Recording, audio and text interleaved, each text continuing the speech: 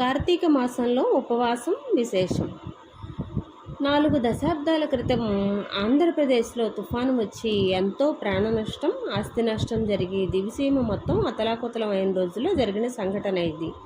మా మామయ్య గారు శ్రీ ఆలూరి వెంకటరమణారావు గారు అప్పుడే వ్యాపారంలో నిలదొక్కునే ప్రయత్నంలో ఒక చిన్న వ్యాపారం మొదలుపెట్టారు. అహర్నిశలు కష్టపడి వ్యాపారం చేసి మంచి ఫలితం వచ్చే దశలో తుఫాను కారణంగా తీవ్ర నష్టం వాటిల్లింది. అప్పటి వరకు పెట్టిన పెట్టుబడి, పడిన కష్టం అంతా బూడిదలో పోసిన పన్నీరు వలె వ్యర్థమైపోయింది. మళ్ళీ ధైర్యంగా వ్యాపారం కొనసాగిద్దామంటే వారు చేసే ఆ వ్యాపారానికి రోజుకు సుమారు 120 రూపాయలు అవసరమవుతాయి. కానీ ఆ సమయంలో వాటికి కూడా ఇబ్బంది పడాల్సిన పరిస్థితిలో ఉన్నారు.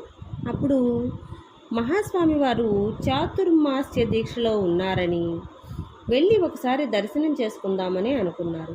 స్వామివారి దగ్గరికి అప్పటికే కొన్నిసార్లు వెళ్ళి దర్శనం చేసుకున్నారు. కానీ ఈ ఆపత్కర సమయంలో సహాయం కానీ సలహా కానీ అడిగే ధైర్యం చేయలేకపోయారు. మహాస్వామి వారిని అడిగితే మార్గం సూచిస్తారనే నమ్మకం ఉన్నా వెళ్ళి అడిగే ధైర్యం చేయలేదు. నెమ్మదిగా వేరే ప్రయత్నాలు చేస్తుండగా స్వామివారి దీక్షలో ఉన్న ప్రాంగణం దగ్గరలో ఒక సిమెంట్ ఫ్యాక్టరీలో పని ఉండడం వల్ల మా మామయ్య గారు వెళ్ళవలసి వచ్చింది. ఆ పని ముగించుకొని అలాగే స్వామివారి దర్శనం కోసం వెళ్ళారు. అప్పుడే పూజలు ముగించుకొని స్వామివారి ఏకాంతంలో ఉండగా దర్శనానికి వెళ్ళిన వీరిని పిలిచారు. ఆశీర్వచనం కోసం వెళ్ళగా సమస్య చెప్పాలా వద్దా అని మదన పడుతుండగా మహాస్వామి వారు నక్తాల్ విశేషం అన్నారు. అదేంటో వీరికి అర్థం కాలేదు. కొద్దిసేపటి తర్వాత మరలా నక్తాల్ విశేషం అని అన్నారు. అప్పుడు పక్కనే ఉన్న చంద్రమౌళి శాస్త్రి గారు మా మామయ్య గారితో స్వామివారు మిమ్మల్ని ఉద్దేశించే చెప్పారు అని అన్నారు. నక్తాలంటే ఏమిటో మీకు తెలుసా అని శాస్త్రి గారు అడిగారు. తెలీదు స్వామి అని చెప్పారు. కార్తీక మాసంలో ఉపవాసం చేస్తారా అని అడిగారు. కార్తీక మాసంలో విశేషమైన రోజుల్లో ఉపవసిస్తాను స్వామి అని చెప్పారు. అప్పుడు శాస్త్రి గారు నక్తాలంటే ఏమిటో వివరించారు.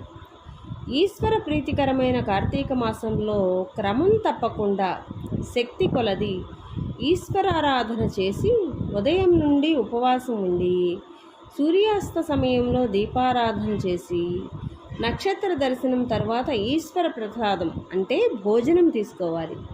కానీ ఆ రోజే కార్తీక మాసం చివరి రోజు కావడంతో రానున్న కార్తీక మాసం నుండి తప్పక ఆచరిస్తానని స్వామివారికి నమస్కరించి సెలవు తీసుకున్నారు.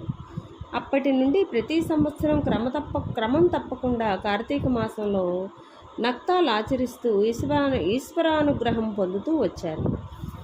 మహాస్వామివారి సూచన మేరకు ఈశ్వరానుగ్రహం వలన చేపట్టిన వ్యాపారాలన్నీ దినదినాభివృద్ధి చెందుతూ లక్ష్మీ కటాక్షం సిద్ధించింది. స్వామివారి అనుగ్రహంతో నీరజ గ్రూప్ ఆఫ్ కంపెనీస్ స్థాపించి వాటికి చైర్మన్గా వ్యవహార బాధ్యతలు నిర్వహిస్తున్నారు. ఒంగోలు పట్టణంలో శ్రీగిరి శ్రీ వెంకటేశ్వర స్వామివారి దేవస్థానం నిర్మించి వ్యవస్థాపక ధర్మకర్తగా వైఖానసాగమ శాస్త్రాను ప్రకారం స్వామివారికి ఉపచారములు జరిపిస్తున్నారు.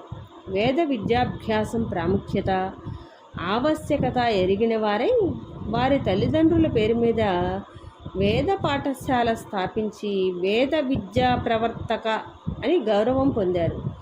4 దశాబ్దాలుగా మహాస్వామి వారి సూచన మేరకు నక్తాలు ఆచరిస్తూ ఈశ్వరానుగ్రహం పొందుతూ ఆ స్వామివారి సూచనానుసారం సేవ చేసుకుంటున్నారు.